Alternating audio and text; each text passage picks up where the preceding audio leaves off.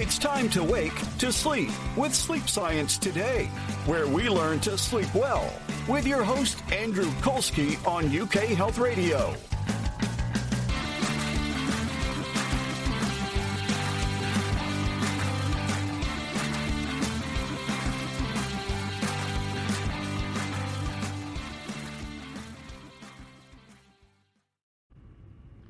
Welcome to Sleep Science Today, the show where we talk everything sleep and the science to support it. I'm your host, Andrew Colsky. Today, we're going to be talking with Tess Cheng, who is a certified health and wellness coach, and she talks about sleep as part of overall well-being. So, Tess, welcome, and could you introduce yourself to the audience? Yes, Andrew, hello. I'm Tess Cheng, a health and wellness coach, and I'm based in Miami Beach. I've been practicing as a coach for quite some time. But originally, I was actually a nutritionist for quite a number of years when I was living in Los Angeles.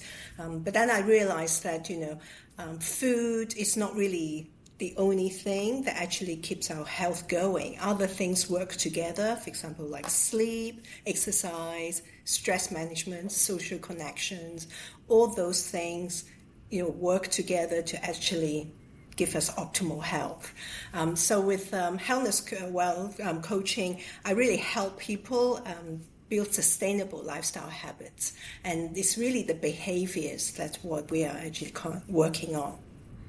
Great, fantastic. Yeah, you hit upon a lot of things there, and the behavior part, sleep is such a behavioral process in many, many ways, and those are the ways that we can actually help people improve their sleep is by improving their behaviors related to. But before we go further into that, I need to ask the question. You said you live in Miami Beach. The weather has got to be beautiful there all the time, is it? Yes, it is. It's really sunny. I'm right by the beach, so it's wonderful. In the morning, I can just go for a swim. I can go for a walk and get some fresh air. Whenever, I find that I'm staring at the screen for too long, as we do these days, I remind myself and I just go out for a quick walk. Wow, that's got to be great for your overall health and wellness. I'm originally from Miami, Florida, and I had an opportunity at one point earlier in my career to live right across the street from the beach, and it was beautiful because I'd come home from work, take the walk on the beach, relax. The sunlight is going down, the darkness is coming. Talk about getting yourself prepared for a night of sleep. That's just a great way to do it. Definitely, yes. It really makes a difference when the weather is so nice and you just feel that you can just go outside a lot. Right. I grew up in England, so this is a dream to me. Yeah, I was going to say, because our audience is all over the world and many of them don't have the opportunity to take a walk on the beach before they go to bed. So this is where all of your work comes in, especially for people who don't have that option. So let's talk a little bit about that. How did you first come to the realization that sleep was an important part of overall wellness? I think intuitively, even when I was a lot younger, I wasn't in the wellness field, I wasn't in nutrition field. And just for myself, I knew that when I had a bad night of sleep, I just felt lousy all day. I couldn't function. And then that night, of course, then I sleep really well. And the next day, I just feel like a new person from the day before. And I started doing a lot of research when I was a nutritionist, and a lot of my clients, would say to me, "Oh, I'm tired. I don't know why." And even after they made some amazing dietary changes, they still don't have energy. They get tired in the afternoon, and they find that they have to keep drinking coffee all day to keep themselves up. So I started getting interested and do a lot of research. Read the first book on sleep by Matthew Walker, Why We Sleep.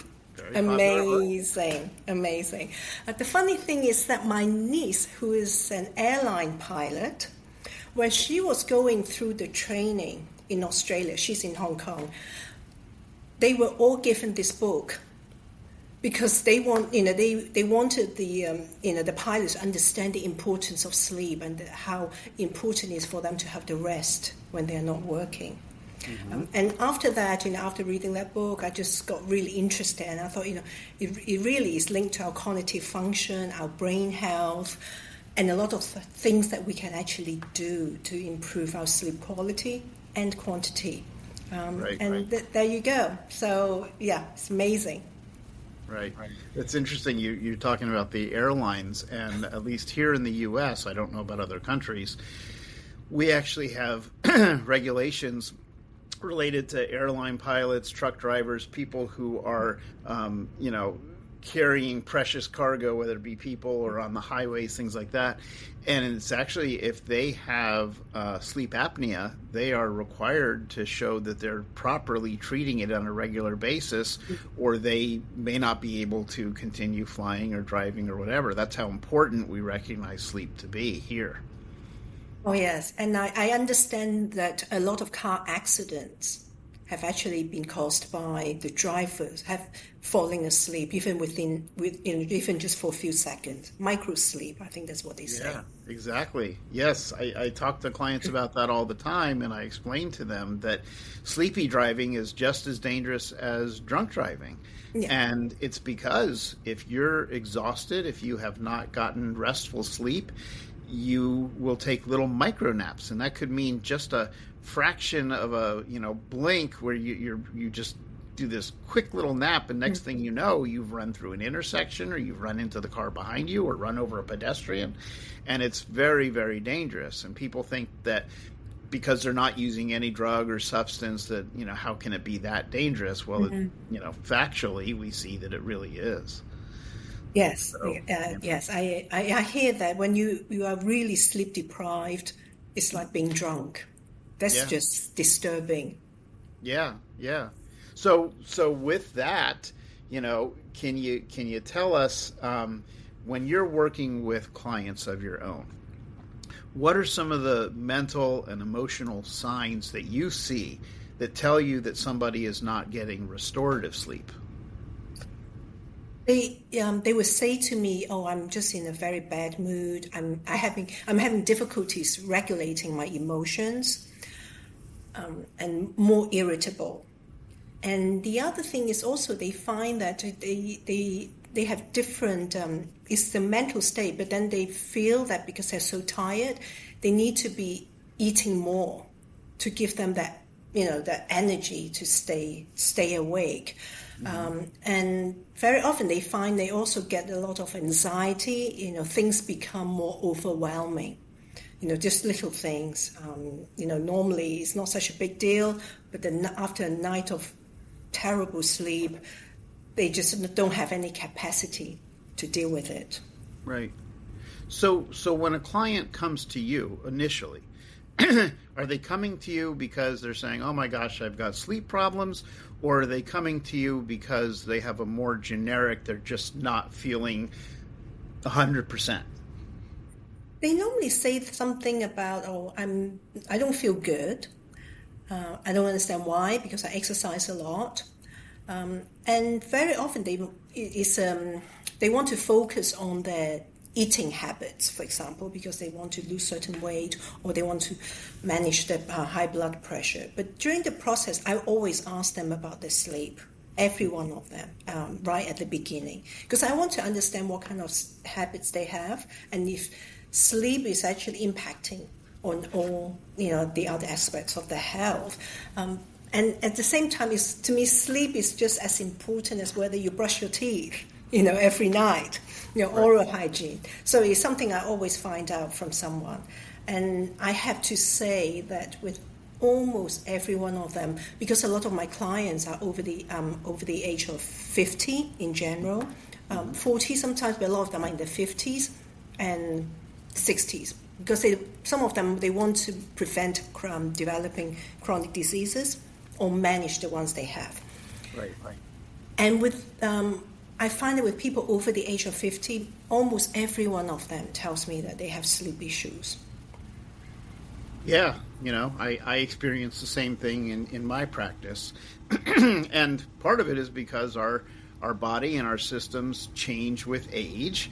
And, we have tons of research that shows that the changes in sleep patterns based upon the person's age. So, when they come to you and they're trying to improve their overall health and they tell you that they've had some issues with sleep, do you find that many of them or any of them have already turned to like supplements or medications or something to help improve their sleep? Yes, very often they have. Unfortunately, a lot of them actually got sleep medications because it's easy. So because they feel so lost, they really don't know what to do. So they normally talk to their doctors. And what are doctors going to do? They're not going to have a whole hour trying to find out whether what their sleep hygiene is, whether what they do before they sleep or after they've got up and what they do all day. They just don't have the time to coach them, and so doctors will say, well, would you like to try some sleep medications? Or they have friends who take them, and the friends say, oh yeah, I sleep like a baby after taking them, and it works for me. And so they are more inclined to take the medications. And of course, once they've started taking them, if the medication works, it's very difficult for them to say, oh, okay, let me try other things, because they're so afraid of not being able to fall asleep that night. Right. Yeah, no, I hear exactly what you're saying, and I wonder, do any of them come to you and say, hey, I started these sleep medications and, I got, whatever effect it is they got, but I don't want to be on medications because I'm concerned about the long-term effects. I'm concerned about not being able to sleep naturally. Do any of them come to you and say, I want off? I don't want to have to use these things? They do, yes, yes. Encouragingly, some of them do, and I always point out to them that all medications have side effects, and sleep medications can be very addictive, just like pain medications. So we were trying to work out the process, and then this way we will have one of the goals as sleep improvement. But the interesting thing is that some other people take supplements. They try melatonin or magnesium, and sometimes it works for them and sometimes it doesn't, but then we don't know what the behaviors are. Right. So, I don't know if they're drinking coffee till 5 in the afternoon, and even with something like caffeine, it affects people differently, and some people swear by, that, they're so adamant that I can drink coffee till I go to sleep at 10 o'clock at night. Right. Well, one of the ironic things about the sleep medication part, and I've said this on other shows because I believe in it so strongly, is that I understand that people feel desperate when they're having trouble sleeping and they don't know what to do, and it's understandable. They're going to go to a sleep doctor and it's going to give them medication. But the interesting thing is they come to you and they say, I'm interested in my overall wellness because I want to prevent future problems from coming. And the real interesting thing is that most sleep medications, the prescription ones, knock you out. They're sedatives as opposed to anything else. Right. And the challenge with sedatives is they will bring you into stage 1 and stage 2 sleep, but they don't bring you to stage 3 sleep.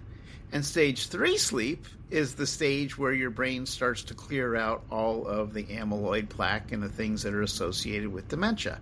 So by taking medications, you're getting knocked out, you're not being put to sleep, and you're not getting the sleep that you need to get longer your health is not being properly addressed because you're not getting that sleep. And so they're actually causing harm to what they're trying to improve. So let me stop us here real quick for a commercial break, and we'll come back and let's pick up there. So we'll be right back on Sleep Science Today.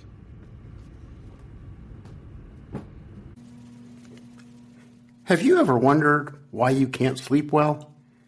Well, there could be lots of different reasons. In order to figure it out, I wrote the book, Why Can't I Sleep Well?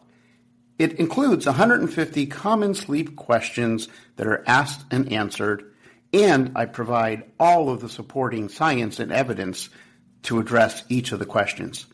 I encourage you to get a copy of Why Can't I Sleep Well by Andrew Colsky. It's available at www.sleepsciencetoday.com.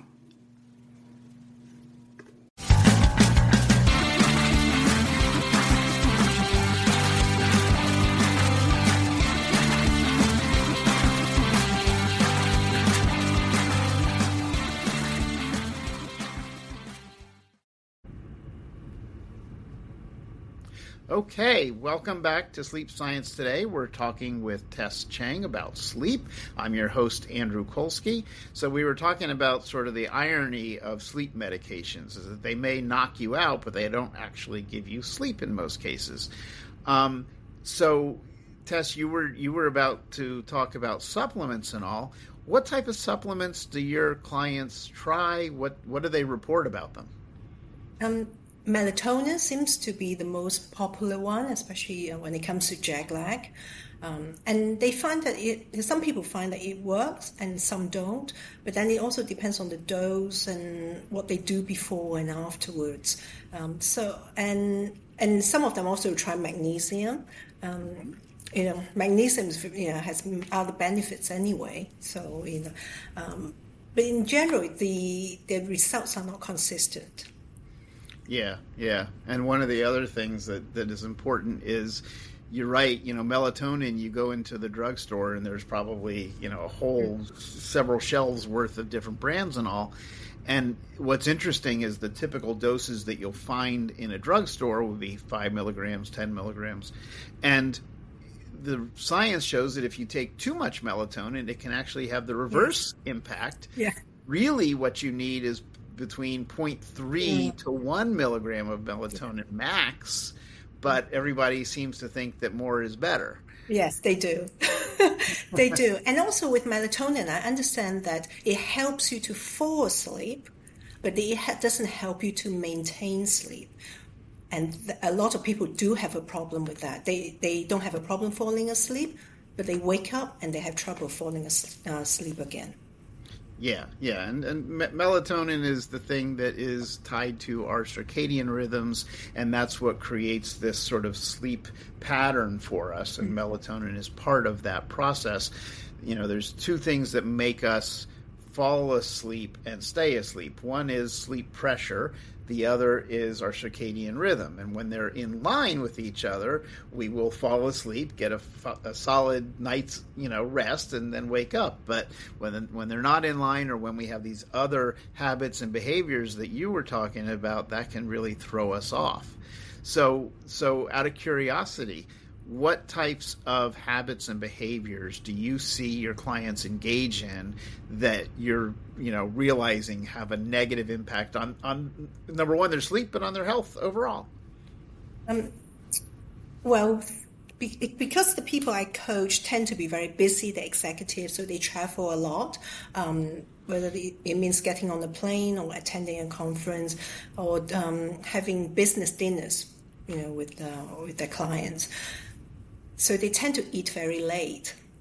And not only that, they tend to have large meals and very often with quite a bit of alcohol. And so they would have a huge meal until 10 o'clock at night, and then they go home, they expect to be able to fall asleep right away. And so that's something I really notice. And a lot of people don't realize that, it's better to eat earlier. It's healthier anyway than later, and eating late really disrupts sleep. And so that's something that I always try to get them to do. It's not easy with a demanding schedule. Then I suggest to them, how about if you're going to have a meal that's quite late that night in a restaurant, then have a bigger lunch. And so when you get to the restaurant, eat something light rather. Mm-hmm. That's one of the strategies. Yeah, and I certainly hear what you're saying when they've got this busy schedule and they say, well, I want to eat earlier, but I've got this meeting, or I've got that conference, or I'm going to be on an airplane, or whatever, it makes it challenging. I appreciate the suggestion that you had of do the bigger lunch and, get the lighter dinner. Are there other things that you do with your clients to help them kind of start to put these things into practice for themselves? Yes, another one, of course, talking about melatonin is blue light. Because very often they are checking emails, looking at their phones, checking on their devices till late at night, and they don't actually stop until they go to sleep. And that really has an impact. So I suggest to them, have a wind down hour, so to have something more relaxing. And also when you're looking at your phone or something, you never know what might pop up. It could be something stimulating, something that might be upsetting. So it's unpredictable. So if you have an hour of wind down time, then listen to some music, read a book, not from your screen, but a real book, or even audio book, which is great because it gives your eyes a rest. Or have a nice hot shower. Just have that process and prepare yourself to sleep. Right. Wow. So I'm curious, thinking about the various different clients you have and the various different issues that they work on. Do you have any sort of success stories that could give us a good example to understand exactly what it looks like when a client comes to you? They say, I'm just, I don't feel the best and I really want to improve things. Walk us through what does that look like? What do they come in with? What do they say? What do you do? Even tell us more about not just sleep, but give us the whole picture. Yeah. I have lots of those stories to share. One particularly stands out. It's actually a client I worked with. He was starting his own business, and so he was very stressed. He was in his 50s, and he's married with children, and has a family. So he came to me and he just said, I've tried everything, but I just feel terrible every day. I wake up, I'm stressed. I don't sleep well. I try to exercise, but it's hard, sometimes. And I have a craving for sugar, for all kinds of things that I know are not bad, are not actually good for me. And I find I'm very snappy as well. I get into arguments easily with my spouse, and I know this can't continue, and I don't want to get burnt out. So together we come, I ask him about, all the questions, that normally, and try to find out what actually really goes on and what his routines are and what he does, when it comes to eating, even whether he's keeping up with hydration. And then, how from the moment he wakes up to the moment when he actually goes to bed, what actually really goes on. And it transpired that, he would, to relax at night, he would watch TV just to wind down. Because he just had, such a busy, draining day. We established some habits, for him to try. Something to actually be, so he stays more structured, because his meetings are, his business work, when he comes to his work, is really structured, and that's how a lot of them are. But when it comes to wellness habits, they think that, I would just keep them in mind. I think, I just have to drink some water, and then whenever I can remember, I just drink it. All these things going on, and then of course they don't happen. And just like sleep, they think, I will go to bed, when I finish all these things, and and then when the time comes, of course, then you find yourself being awake till midnight because there's always something to do. Right. So I think being prepared, preparation is important. Coming to bed or going to bed, or even when it comes to food, when you get up in the morning, and actually having a structure. Having scheduling things in, just like you would with meetings. Mm-hmm. Wow. Okay. So there's a lot of things going on there, but I bet a lot of people listening can, resonate with that type of a lifestyle, because that is so common today. We get caught up not only in work that has all these requirements, but then, if you have kids, you're trying to take care of them and get them to school and soccer matches and, taekwondo, whatever it is that they're doing. And, you're rushing around, and traffic can be difficult to get through. And, everything is, you're always running late, and then you end up staying up late. It's not easy. You talk about food as part of wellness and a good plan for yourself.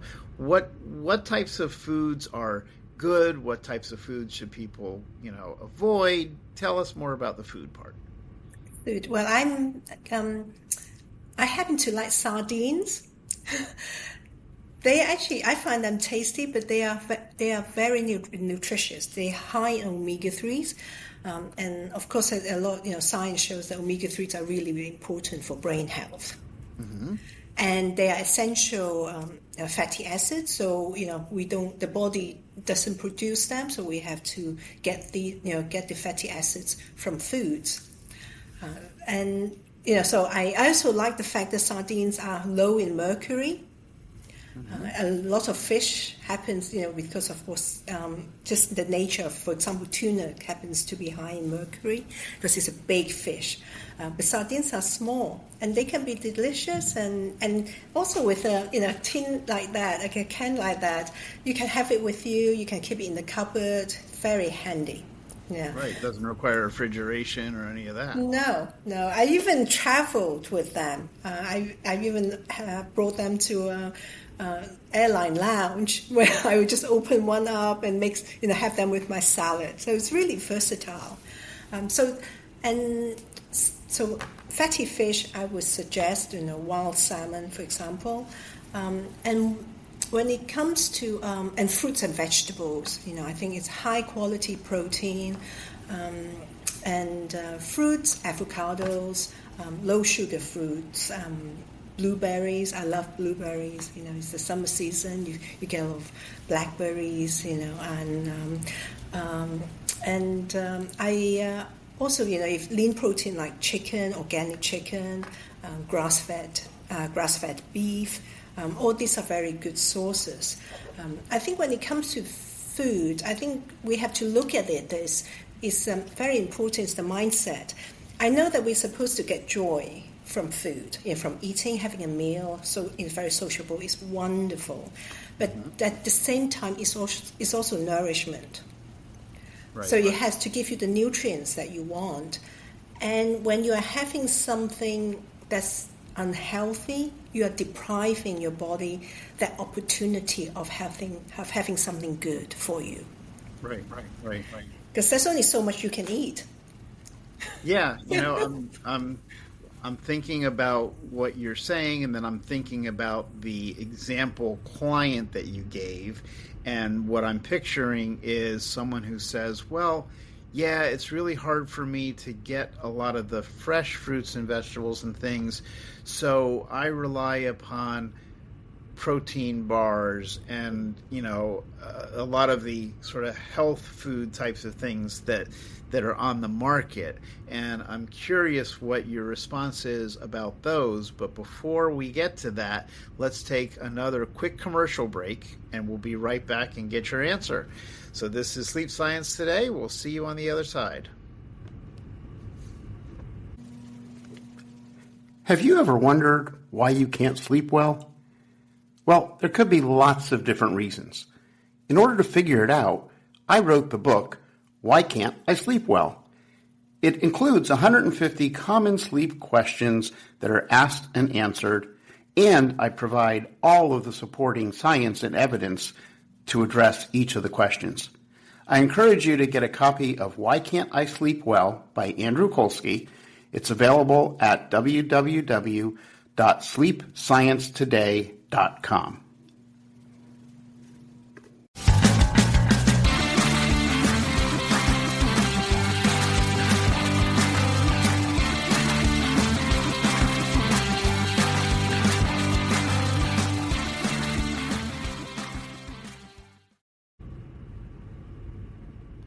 All right, welcome back to Sleep Science Today. We're talking with Tess Cheng.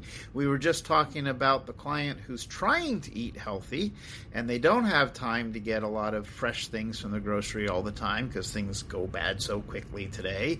And so they rely upon protein bars and all of these health foods that are marketed. What's the deal with those? Pro, con? Protein bars, yes. A lot of people think, oh, protein bars, they must be good for you. But then I would try to show them what the food labels do. It's very important when it comes to food choices to actually read the food labels and to actually look at the ingredients and see what's actually in them. And of course, with protein bars, very often they have a lot of sugar or they're high in carbs. And sodium even. And if someone's got high blood pressure, that person has to be quite mindful of the sodium intake. So everything you eat, you need to be careful about that. And with protein bars, very often they're high in sugar, high in sodium, and with all the ingredients that we don't know about, we actually don't understand. There's a whole list of them. So I try to get them to understand that fresh food is really, the way to go, not highly processed food.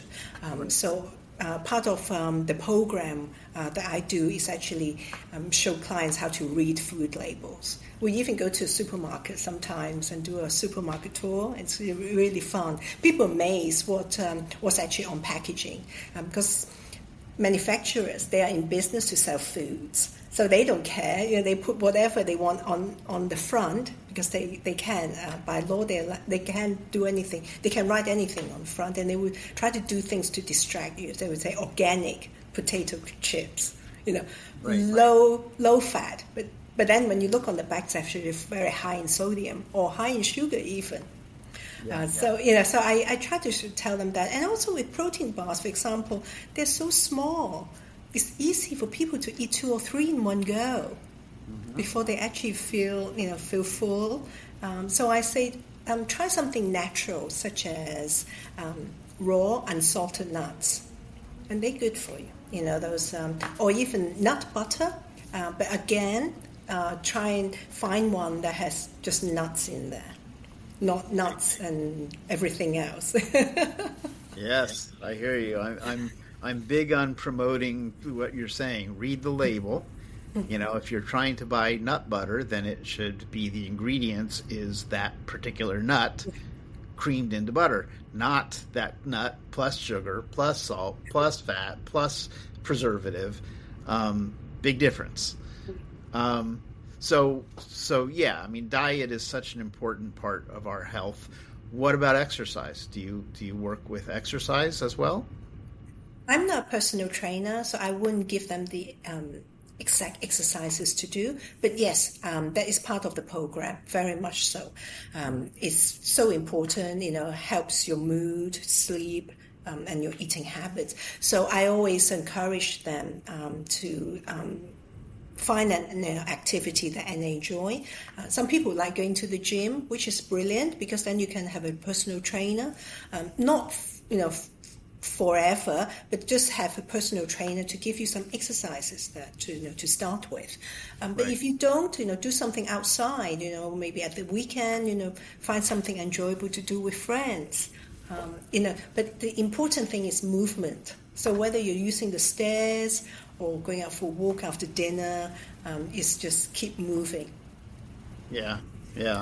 I'm thinking there's probably going to be a big difference in results between client 1 and client 2 here. Client 1 being the one who says, I'm not feeling optimal and my sleep isn't working so well. What do I do? And then they start to look at the food that they're eating, and they start to look at the fact that they're, not getting exercise, and then they look at improving their sleep hygiene, etc. That's client 1. Client 2 is the one who says, I just want to improve my sleep. I don't want to have to change my diet. I enjoy all of my processed foods. I don't want to have to change exercise. I hate exercise. I don't want to have to stop smoking or stop drinking or any of these things. I just want you to improve my sleep. Well, there's probably going to be a big difference in results between client 1 and client 2 because sleep is not something that operates in a vacuum. No, not at all. Exactly. When we're talking about sleep medications, being, they sedate you rather than actually help you to sleep properly.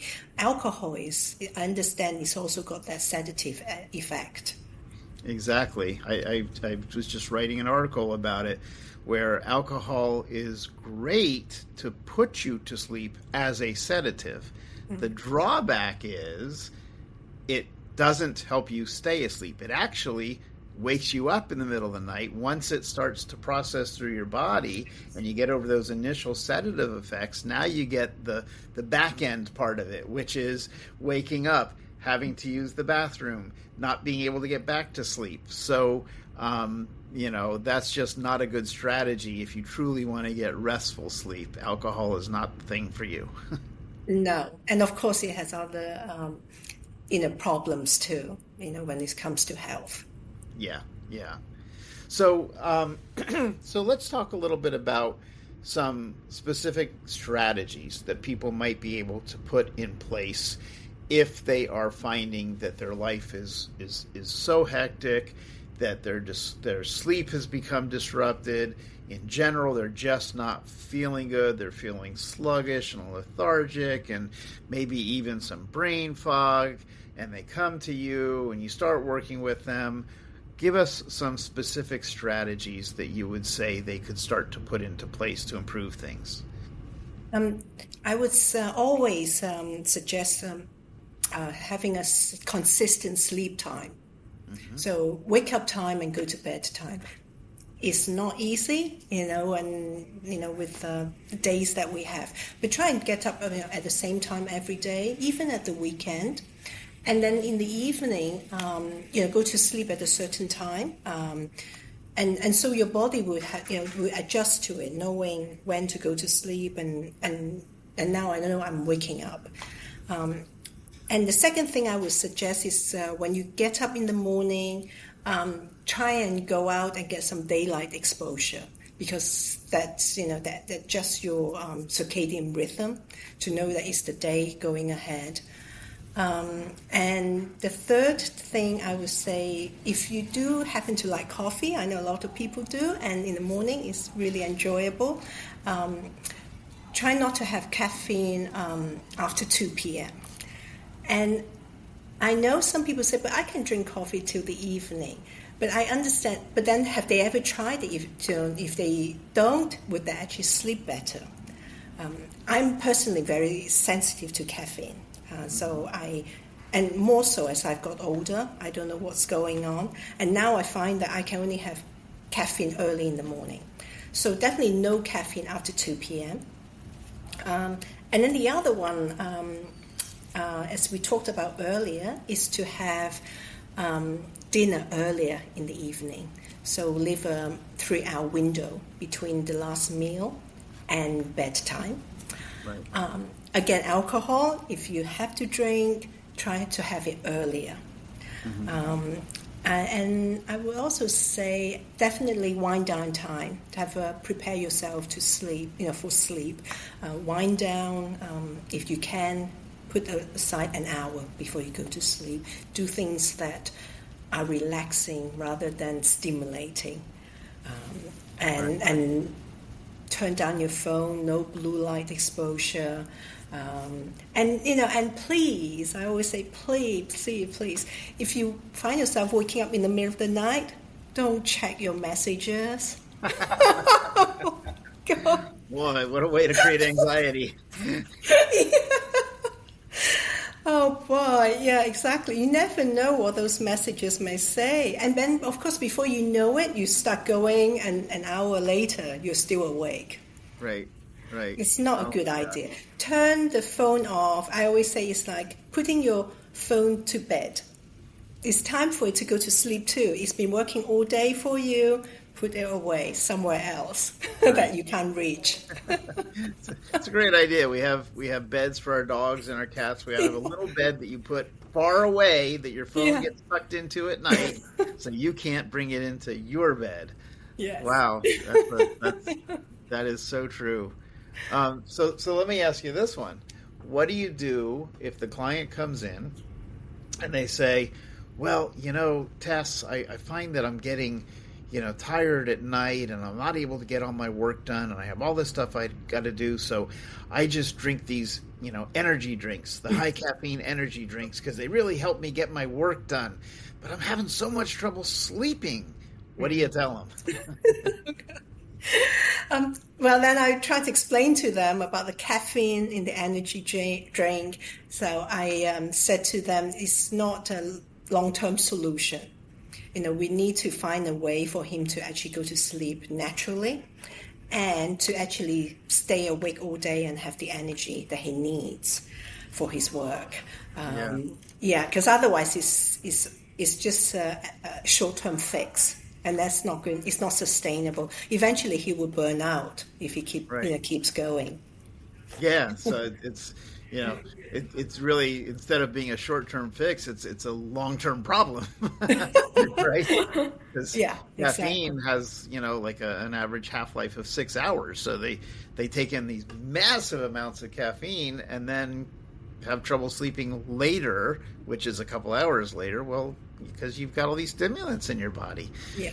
And that's the same issue with nicotine. Nicotine is a stimulant. So it's hard to sleep if you're putting stimulants in your system that are designed to keep you from sleeping. But would it be true to say that smokers, are actually under that effect all the time? Because smokers don't stop, for, 3 hours before they go to bed. Yeah, so that's why I was saying before, it would be great for many different reasons if you didn't smoke at all. But if you are a smoker, we recommend that you try to at least time out so that the last cigarette you have, the last nicotine you use is not close to bedtime, because since it's a stimulant, obviously it's going to impact your sleep. Yes. So... Well, we actually have reached our time for today's episode, so I want to thank you, Tess, for joining us. It's been fantastic, and I appreciate all the information that you've been able to share. I'm jealous that you're sitting across the beach and I'm not. But thank you for joining us, and thank you, everybody, for listening in to Sleep Science Today. Please feel free to join www.sleepsciencetoday.com and join our mailing list so we can keep you up to date on all of our activities. You can see us on our YouTube channel at Sleep Science Today, and you can actually see Tess and I talking instead of just listening to our voices. And when you're there, drop a like and subscribe so that you get to know more and we get to get the message out further. So thank you for joining us in Sleep Science Today, and we'll see you on our next episode.